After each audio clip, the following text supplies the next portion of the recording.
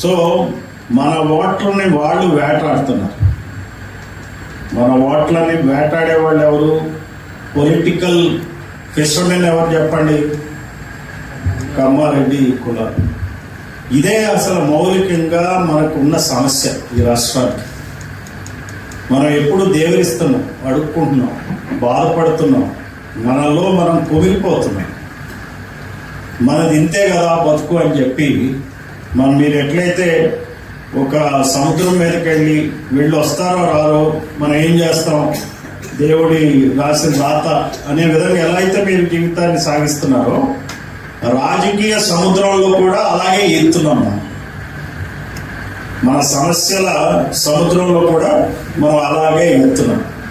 అసలు అత్యంత పురాతనమైనటువంటి కులం ఏదిరా అంటే ఈ రోజున మీ కులాలే. ఎందుకంటే చెప్పనా, ఒక కథ చెప్తారు చిన్నప్పుడు కథలు. ఏ కథలు చెప్తారు? అనగనగా ఒక రాజు, ఆ రాజుకి 7 కొడుకులు. 7 కొడుకులు వేటకెళ్ళారు, 7 చేపలు తెచ్చారు. ఎవడన్నా సింహాలని, లేళ్ళు కానీ, దుబ్బలు కానీ ఇక్కడ కథ ఉందండి?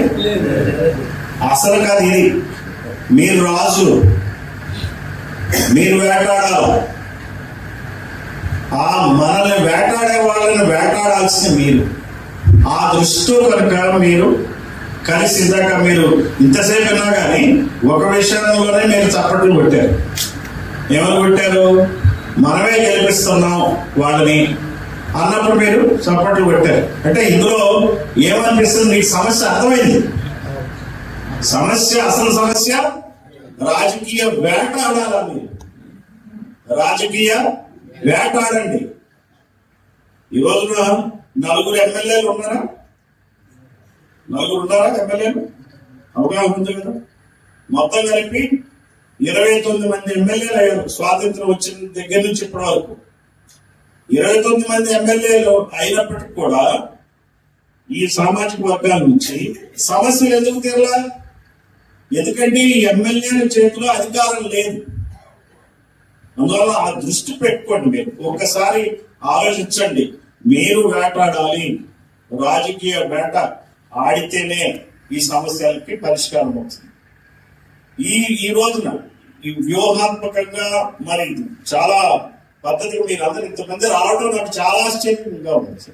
రాష్ట్రం మొత్తం రావడం, మీరందరూ నాయకులు ఉత్తునే రాదు కదా. మీరు మీటింగ్ పెట్టాలంటే ఇక్కడ ఒక్కొక్కళ్ళు 1000 మందిని రిప్రజెంట్ చేస్తున్నారు. 1000 మందిని ఇక్కడ 300 మంది 200 మంది ఉన్నారంటే 2 లక్షల మంది వచ్చినట్టే లెక్క. ఇది అట్లాంటి సమావేశం. అందువల్ల మీరు వాళ్ళందరి ప్రతినిధులు, మీకు చాలా బాధ్యత ఉంది. మీరు బాధ్యతగా వ్యవహరించాల్సిందే. మీరు అందరూ కలిసి పనిచేయాల్సిందే. మనం కలిసి పనిచేయాల్సిందే. దేనికోసం అంటే మనం ఉమ్మడి లక్ష్యం ఏంటంటే మన సమస్యలు పరిష్కరించడం. మీరు నెక్స్ట్ తరాలకి చాలా చిన్నపిల్లలు ఉంటారు, ఇంకా 25-30 years వాళ్ళ పరిస్థితి అంటే ఆలోచించాలి. రేపు ఏమైపోతారు వీళ్ళందరూ మనం వాళ్ళ గురించి పని చేయకపోతే. నేను అందుకనే ఈ వయసులో కూడా ఎందుకు వచ్చానంటే ఇప్పటికైనా సరే మనం ప్రజలకి ఈ విషయం చెప్పకపోతే ఈ బీసీ వర్గాలు కానీ, ఎస్సీ వర్గాలు కానీ, ఎస్టీ వర్గాలు కానీ అన్యాయం అయిపోతారు. వాళ్ళ కోసం పనిచేయాలా. పనిచేసే దృష్టితోనే నేను పరంజ్యోతి గారితో కలిసాను. పరంజ్యోతి గారికి వెళ్ళి తెలుసు ఒక్కొక్క సమస్య. గత నెలగా మేము మొత్తం అంతా తిరుగుతున్నారు కదా చెప్తున్నారు నాకు ఆయన. నేను అట్ట వెళ్ళానండి, ఇక్కడ వీళ్ళతో మాట్లాడాను, వాళ్ళతో మాట్లాడాను, మీరు ఖచ్చితంగా రావాలా. ఇది చాలా సీరియస్ సమస్య. ఆ సమస్య గురించి రాష్ట్ర వ్యాప్తంగా మాట్లాడేవాళ్ళు లేరు. ఎవరన్నా ఏదైనా పార్టీలో ఉన్నా ఆ పార్టీలకు సంబంధించే మాట్లాడుకుంటున్నారు కానీ దీనికి మాట్లాడట్లేదు. ఒక పక్క మహానాడు జరిగినప్పటికీ ఈ రోజులు ఇక్కడ మీరు ఇంత వచ్చారంటే ఇది నిజమైన మహానాడు. ఇవే మనల్ని మనం తక్కువ అంచనా వేసుకోవద్దండి. మనల్ని మనం తక్కువ అంచనా వేసుకోవద్దు. ఖచ్చితంగా ఈ రాష్ట్రంలో మార్పు వస్తుంది. ఇదే దృక్పథంతో మనం ఈ రోజున ఒక్కొక్క సమస్య చర్చించి పెట్టుకుని ఎట్లుండాలంటే సమస్యలు లిస్టు చేసుకున్నట్టు ఏ రోజుకి ఏ పని కావాలో కూడా మీరు ముహూర్తం పెట్టాలి. మీరు ముహూర్తం పెట్టి వెళ్తారుగా వేటకి, ముహూర్తం పెట్టి వెళ్తారా? నమ్మకం మీదనే కదా వేటంతా సాగేది.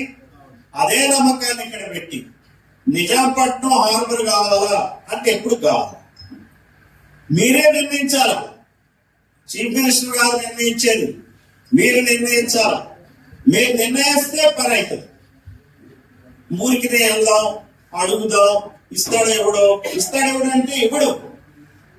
లేదు సార్, మీరు ఒకసారి వాళ్ళని పిలిచి పిటిషన్ తీసుకుని మంచిది నేను చూస్తాను అంటే చాలు సార్, ఫోటో వస్తుంది, పేపర్లో వస్తే వాళ్ళు వెళ్ళిపోతారు సార్, ఇంకా మళ్ళీ ఒక 6 నెలలు మనం వాయిదా ఇచ్చంటాడు. అవునంటారు కదా? ఆ దృష్టితో వద్దు.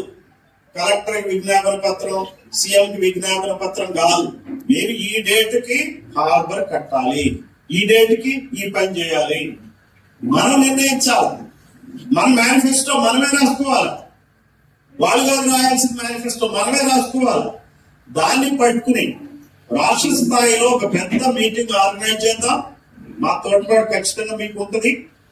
ఒక రాష్ట్ర వ్యాప్తంగా ఈ సమస్యకి టైం లైన్స్ తో సహా అంటే ప్రతి డెడ్ లైన్ పెట్టి మరి మనం డిమాండ్ చేద్దాం. ఆ రకంగా మీరు కనుక ఆలోచిస్తే ఖచ్చితంగా పని జరుగుతుందని నాకు నమ్మకం. మిమ్మల్ని అందరినీ వివిధ ప్రాంతాల నుంచి వచ్చిన వాళ్ళని చూస్తే నేను ఇంత ఎక్స్పెక్ట్ చేయాలి. చెప్తున్నారు కానీ మీరు ఇంత ఉత్సాహంతో, ఇంత సీరియస్ గా దీనికి ఇంతమంది వస్తారని నేను ఊహించరా. చాలా సంతోషంగా ఉంది. ఈ రోజు నా జీవితంలో కూడా ఒక సామాజిక వర్గం, ఒక సమస్యల గురించి ఈ రోజు నేను పార్టిసిపేట్ చేసేటువంటి అదృష్టం దక్కింది నాకు అని చెప్పి నేను భావిస్తున్నాను. జై భీమ్, జై ఫులే.